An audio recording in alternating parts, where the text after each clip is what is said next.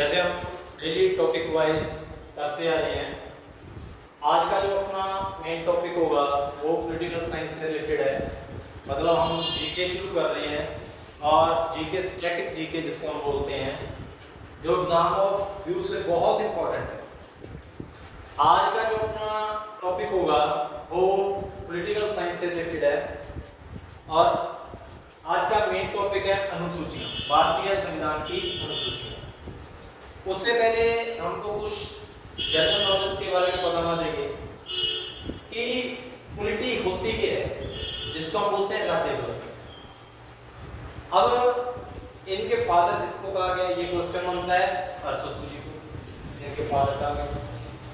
अगर मैं बात करूं संविधान, संविधान होता क्या है, तो संविधान होता है set of rules and regulation, मतलब कानून और नियमों का संग्रह है, तो इसको हम बोलते हैं संविधान। इसकी अवधारणा कहां से ली गई है? इसकी अवधारणा ली गई है फ्रांस से।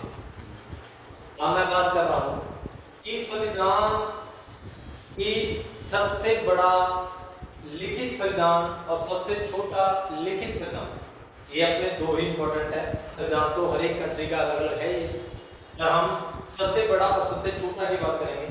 सबसे बड़ा संविधान वो है इंडिया का, जिसको बनने में लगभग 2 वर्ष 11 महीने 18 दिन लगे थे।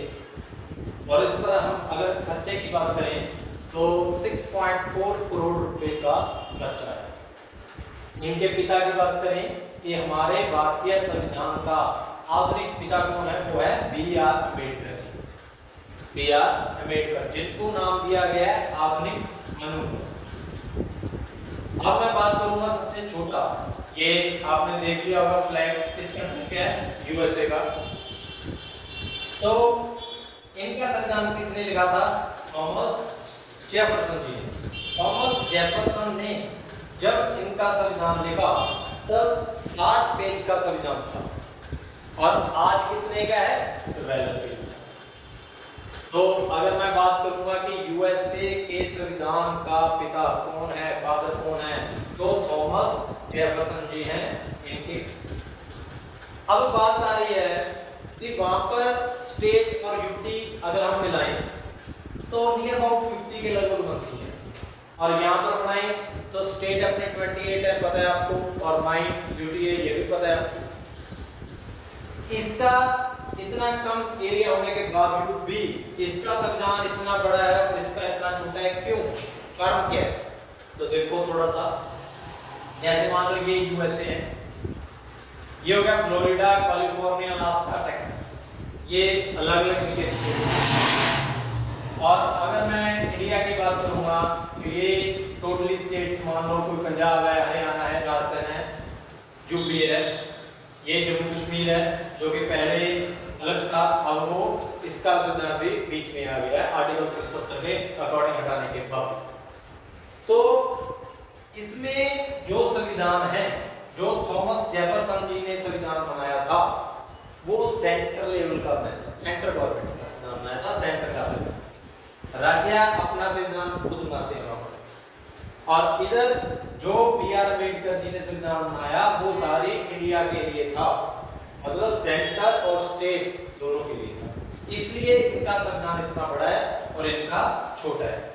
अगर मैं बात करूं कि पावर की, पावर में जो इनका संघ है वो राज्यों को समाप्त नहीं कर सकता, राज्य संघ को समाप्त कर सकते हैं। और इधर मैं बात करूंगा, इधर जो संघ है वो राज्यों को समाप्त कर सकता है, मतलब राज्य संघ को समाप्त नहीं कर सकते, संघ राज्य को समाप्त कर सकता है। मतलब अगर आज 28 है तो अगर संघ चाहे तो वो 10 भी बना सकता है।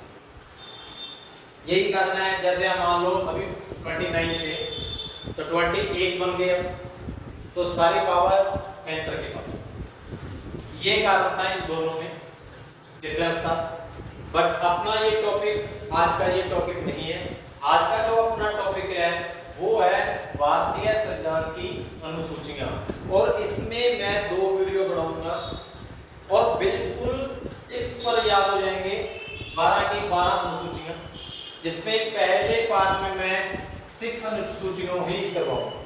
और सेकंड पार्ट में जो अलग 6 रहेगी वो करवाऊंगा। अगर मैं बात करूंगा मूल संविधान, क्वेश्चन आ जाता है पेपर में कि मूल संविधान में कितनी अनुसूचियां थी, कितने शेड्यूल थे, तो वो थे 8। वर्तमान संविधान में कितने हैं? 12। कितने ऐड हुए? 4। जैसे जैसे अमेंडमेंट होती गई तो अनुसूचियां ऐड होती गई। पहले बार कितने थे? 22। अनुच्छेद कितने थे? 395। अनुसूचियां कितनी थी? 8। अब कितने हैं? 22, 395 और 12।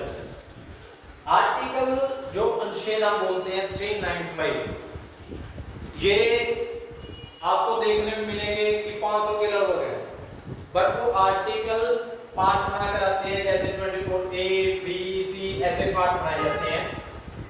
आर्टिकल 395 ही है। आज मैं बात करूंगा अनुसूचियों की। तो अनुसूचियों में सबसे पहली अनुसूची जो आती है वो आती है हमारा देश, हमारी कंट्री। देश में क्या आते हैं?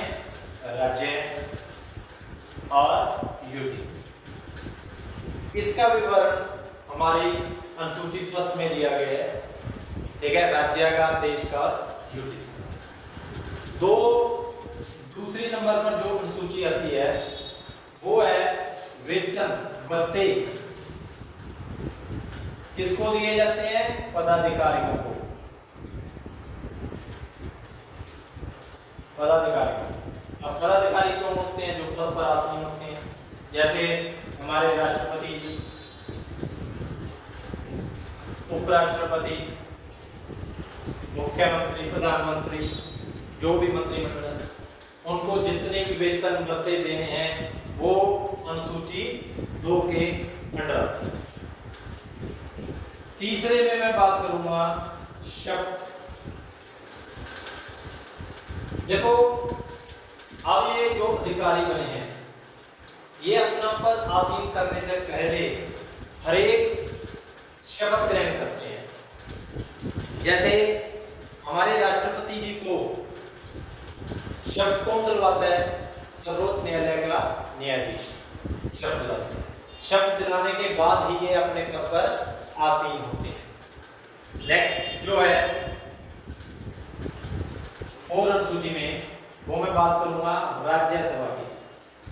राज्यसभा का प्रतिनिधित्व, राज्यसभा प्रतिनिधित्व। अब राज्यसभा प्रतिनिधित्व क्या है?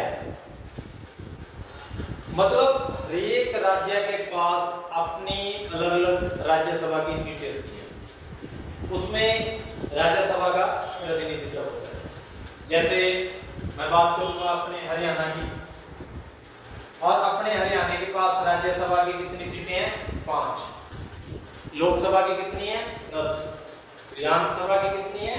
90 और एक है 1 वैसे ही सबसे ज्यादा राज्यसभा की सीटें किसके पास है? यूपी के पास सबसे ज्यादा राज्यसभा। तो अनुसूची 4 में मैं राज्यसभा की बात करूंगा।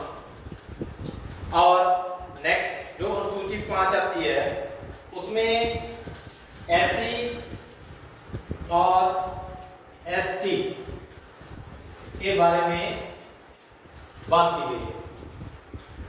और ये क्या है कि इनके प्रशासन या नियमों को लागू करेगा एससी और एसटी के लिए। एससी क्या होते हैं?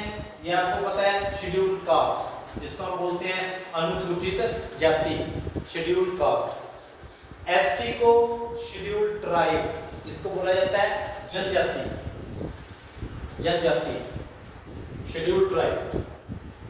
अब देखो, ये जो अनुसूचित जाति हैं ये तो टोटली यहाँ पर एरिया में रह रहे हैं। हम देखते हैं गांवों में भी होते हैं, शहरों में भी होते हैं, ये हमारे साथ ही रहते हैं। और ये जो एसटी हैं, जनजाति, ये क्या है?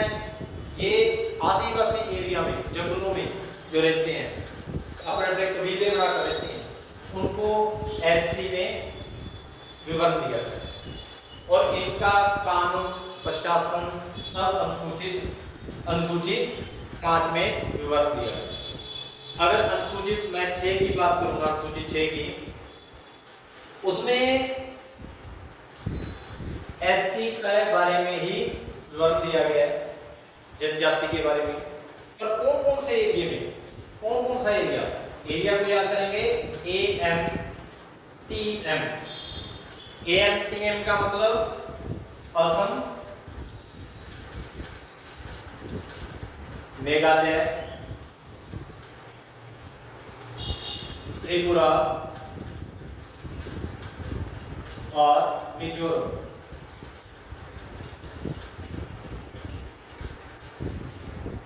इनके बारे में अनुसूची 6 में बताया। अब आ जाती है बात याद रखने की। हम याद कैसे करें? अनुसूची तो सभी आपको बुक में भी लिखी हुई मिलेगी, सभी जगह मिलेगी, अब देख लेंगे, पढ़ लेंगे, बड़े याद नहीं रहते। तो सिर्फ मैं 2 मिनट में ये चीज को याद करवाऊंगा, ध्यान से सुनना।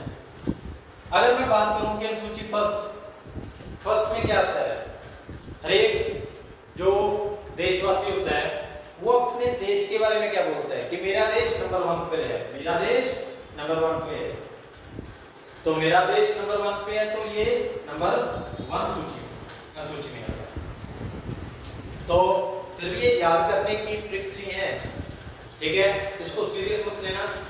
अब मैं कहूंगा कि 2 नंबर, तो 2 नंबर का क्या होता है? 2 नंबर का होता है पैसा। 2 नंबर का क्या होता है? पैसा। पैसे से हम क्या करेंगे? वेतन, भत्ते, ठीक है। तीसरी अनुसूची में बात करेंगे, देखो इसमें 3 है, तो 3 अक्षर देखो, शप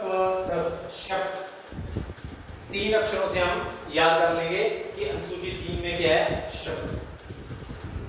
अब आ गया 4, अनुसूची 4 में क्या करेंगे? जब 4 लोग इकट्ठे हो जाते हैं भाई, वहां पर क्या हो जाती है?